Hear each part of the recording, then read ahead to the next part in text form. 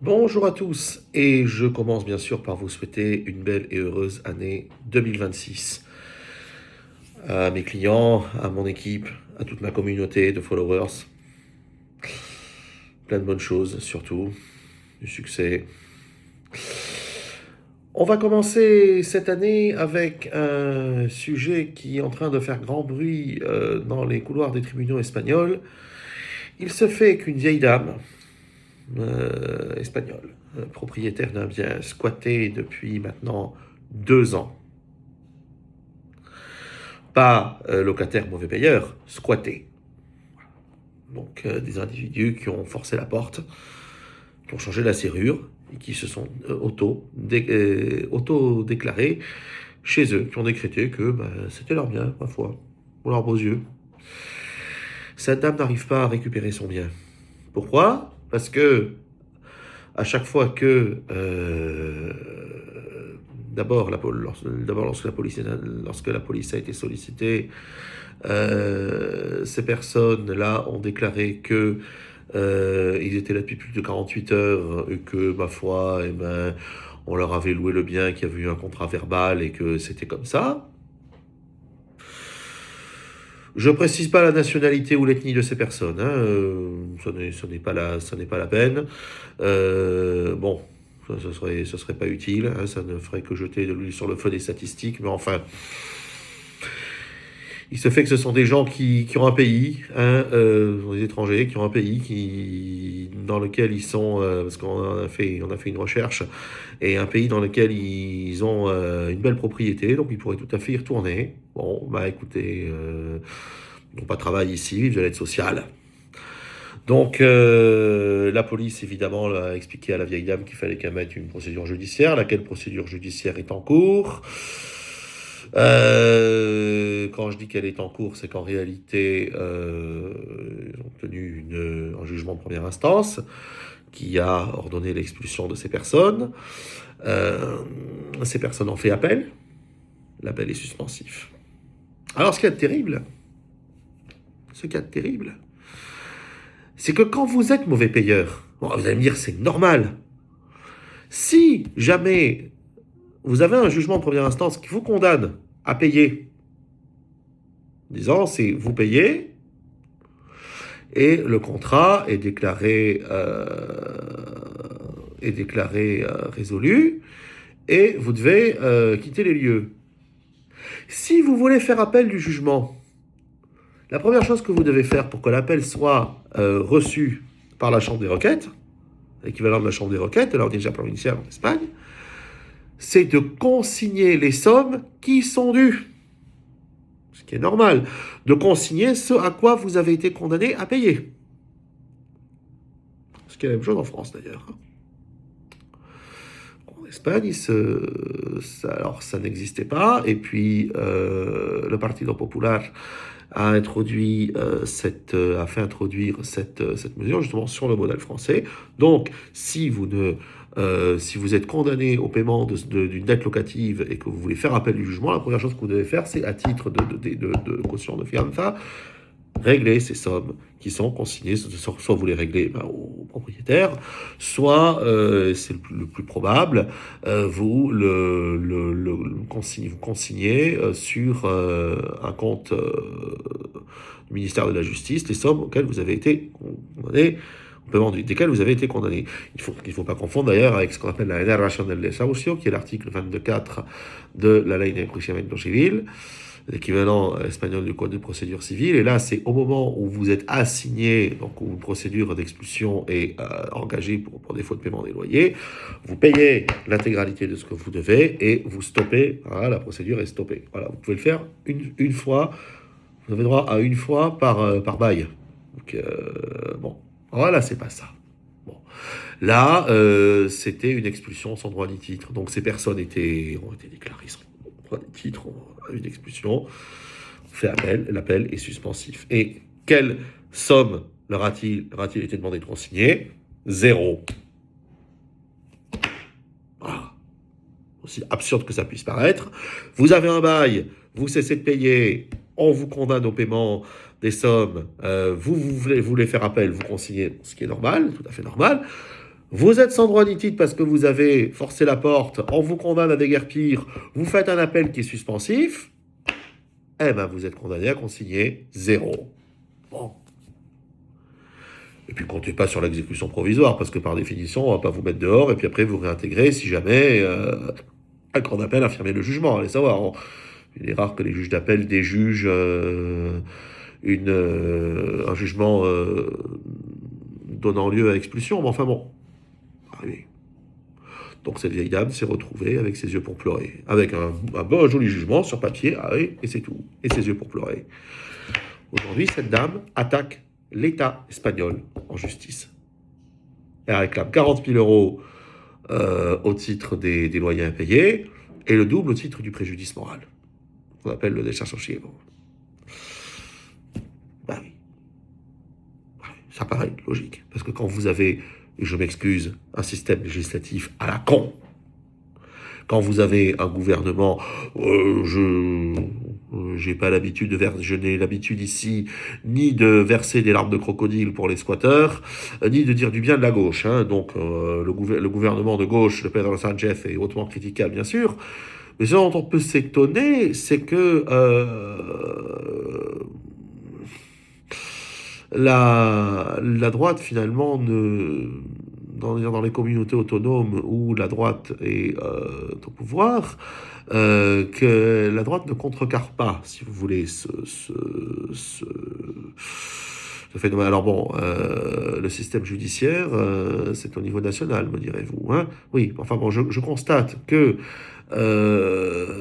ni les magistrats dans l'application des textes, certes, mais qui peuvent aussi faire leur jurisprudence, ni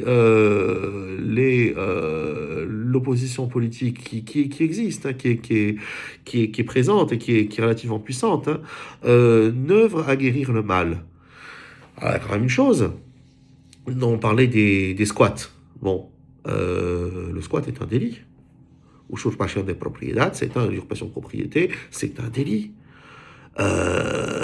Forcer une serrure et occuper un bien illégalement, c'est un délit.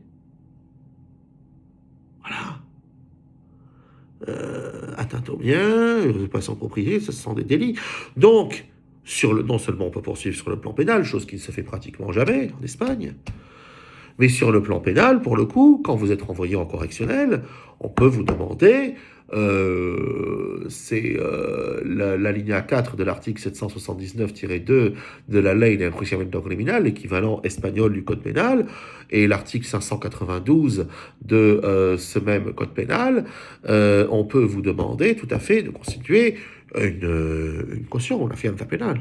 Bon, 15 000 euros, 30 000 euros, on ne fait pas. Donc en gros, aujourd'hui, vous êtes squatteur, vous avez un boulevard qui s'ouvre à vous en matière de facultés dilatoires, de complications judiciaires, administratives, qui fait que vous allez avoir une date d'expulsion contre vous au calendrier grec, et vous pouvez faire tous les appels, tous les recours que vous voudrez. Là, ils seront suspensifs, et là, on vous demandera rien. Voilà, la réalité, elle est là. Et comptez pas sur la pseudo-réforme du Desarrollo Express, hein, 0. Voilà. 0. Je vais citer quelqu'un avec qui j'ai pourtant eu un conflit, hein, justement sur qui a été médiatisé, hein, sur l'application sur la façon dont il exécute ses jugements, et qui est l'ancien juge doyen d'Ibiza, Sergio González Malavia.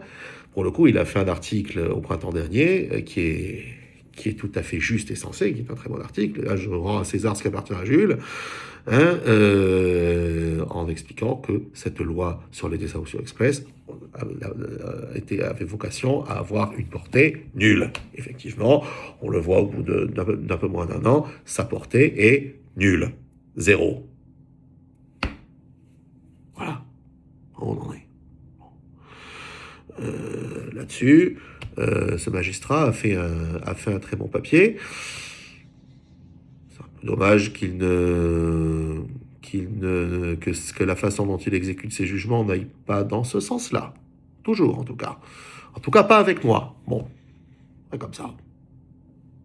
Et j'avoue que là-dessus, il a fait un très bon article en expliquant que la loi sur ce qu'on appelle le Dessau-sur Express, sur les procédures express d'expulsion, c'était un brassage de vent. Au même titre que l'agilisation ou l'accélération des procédures d'expulsion en cas de squat en France est un brassage de vent. À ceci près qu'en France, en plus, on a la trêve hivernale. Hein, et qui s'applique en matière de squat. Eh oui. Quand on vous dit qu'elle ne s'applique plus, c'est faux, elle s'applique encore. Effet d'annonce. Voilà. Bon.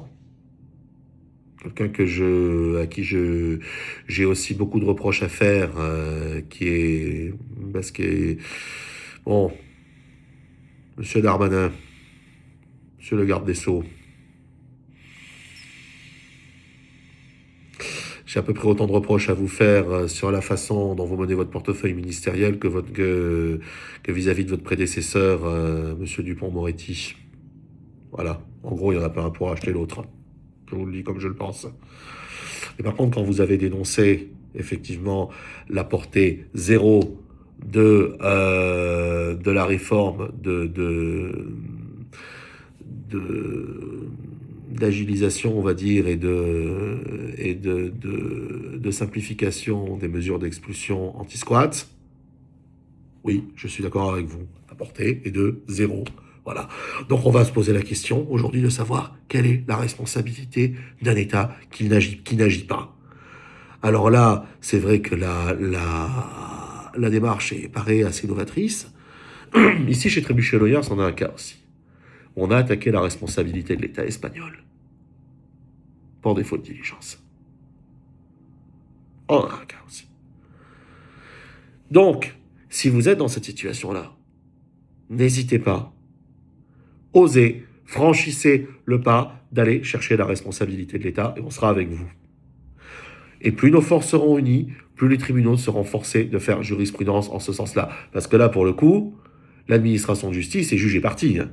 On attaque l'État espagnol. Je vous signale que sur le fronton des tribunaux espagnols, vous avez le sceau royal et vous avez l'inscription Gobierno de España, gouvernement d'Espagne. La même chose que lorsque sur les frontons des palais de justice français, vous avez République française. Hein, quand vous attaquez l'État français, que ce soit le gouvernement, que ce soit vous attaquez la République. Bon, donc les magistrats sont jugés partis. Vous pensez qu'ils vont freiner des cas de fer. Hein. Ils vont pas être très enclins à légiférer contre leur employeur. Hein. C'est